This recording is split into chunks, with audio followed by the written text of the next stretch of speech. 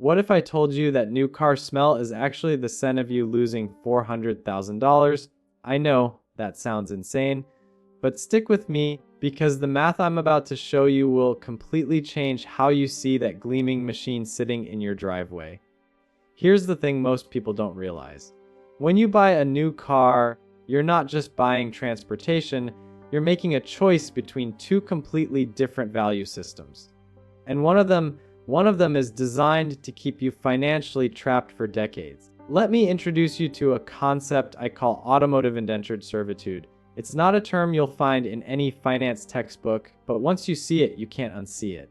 Every month, millions of people wake up, go to work, and hand over a chunk of their paycheck to a car payment, and they think this is normal.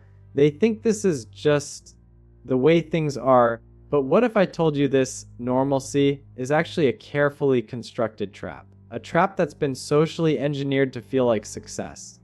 See, there are two types of value when it comes to cars: transportation value and status value. Transportation value is simple. It gets you from point A to point B reliably. That's it. Status value, that's the Instagram post.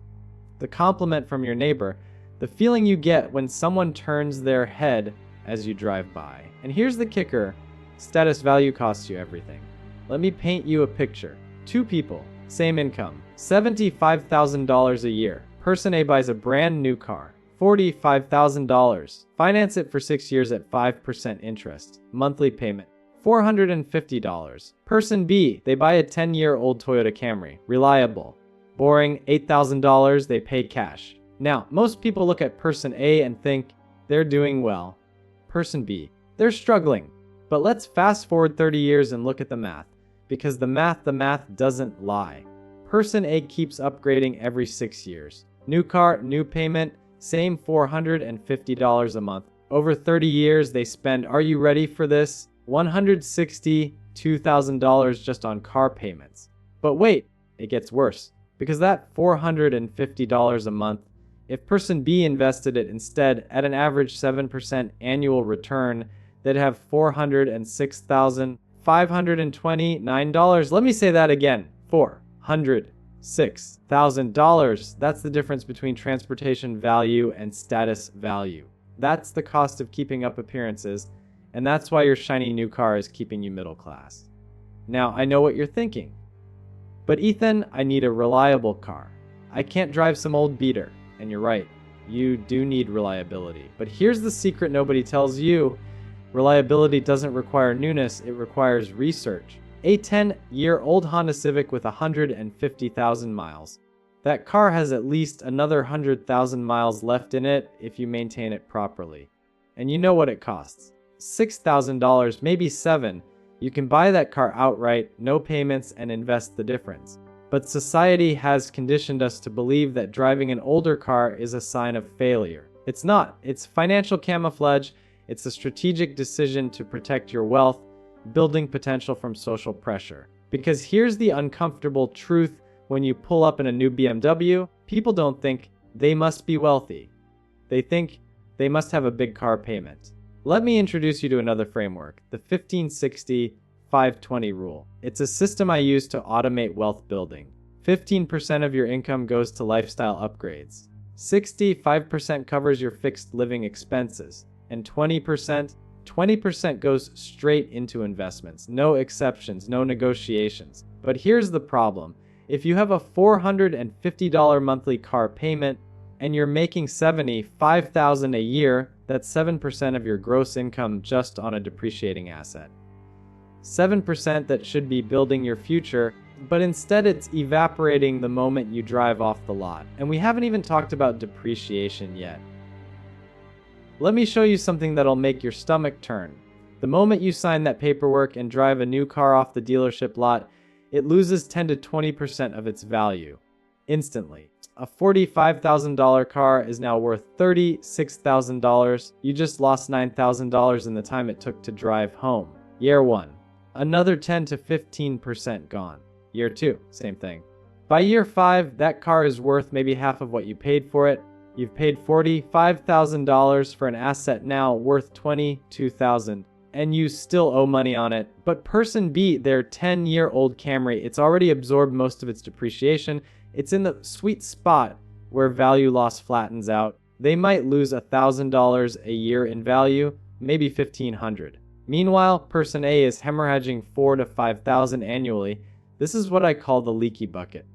You're pouring money into an asset that's actively destroying your wealth, and the entire system, the ads, the financing deals, the social pressure, it's all designed to keep you pouring.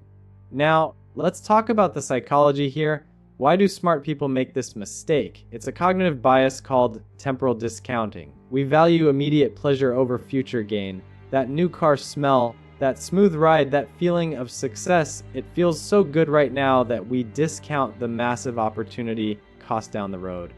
But here's the shift I want you to make. Real wealth isn't about what you drive, it's about structural advantage.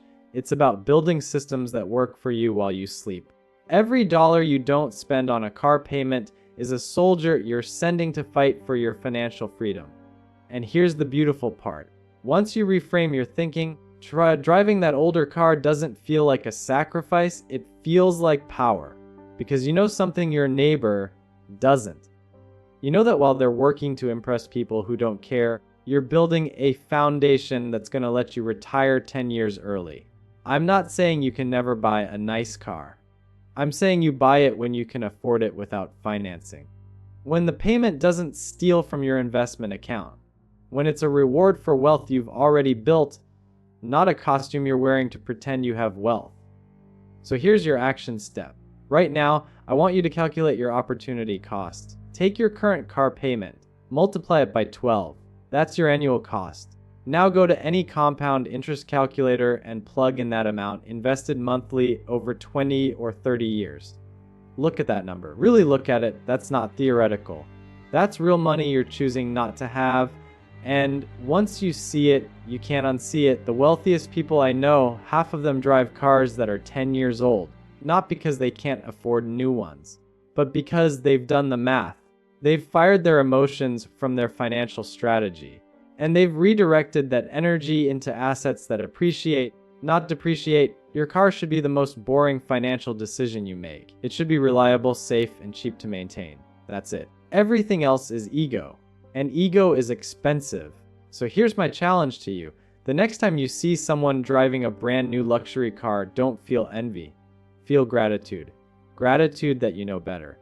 Gratitude that you've chosen the harder, quieter path, because that path leads to freedom, and freedom is worth more than any car. If this shifted your perspective, drop a comment below with the car you're currently driving and whether you're rethinking your next move. And if you want to dive deeper into building real wealth through systems, not status, check out the next video where I break down the invisible budget, the 5 expenses everyone thinks are normal, but are actually keeping them broke. Let's build something real.